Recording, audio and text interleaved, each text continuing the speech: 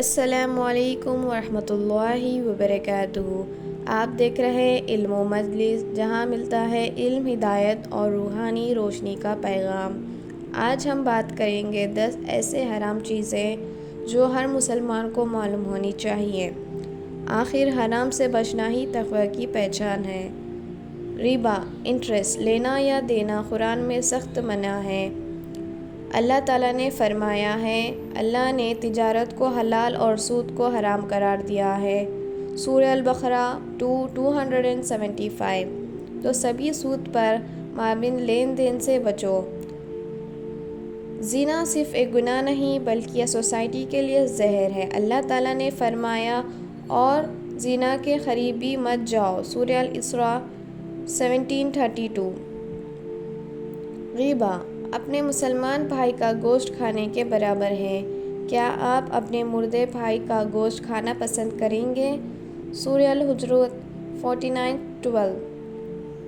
شراب یعنی لیکر ہر حالت میں حرام ہے، یہ ایک بڑا گناہ ہے۔ سورہ البقرہ 219۔ حرام رزق جو جھوٹ، دھوکہ یا غلط طریقوں سے کمایا جائے حرام ہے۔ نبی صلی اللہ علیہ وسلم نے فرمایا، جو جسم حرام مال سے پالا اس کے لیے جنت حرام ہے۔ جادو یا کالا جادو کرنا یا کروانا کفر کے برابر ہے، اور لوگ ہاروت اور ماروت سے جادو سیکھتے تھے۔ سورہ البقرہ 2:102۔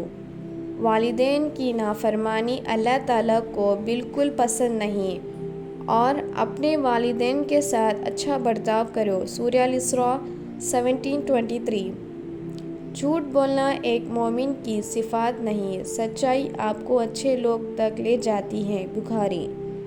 اسلام میں غلط اور بے حیا میوزک حرام ہے۔ نبی صلی اللہ علیہ وسلم نے فرمایا، ایسے لوگ آئیں گے جو حرام چیزوں کو حلال سمجھیں گے، جن میں میوزک بھی شامل ہے۔ بخاری۔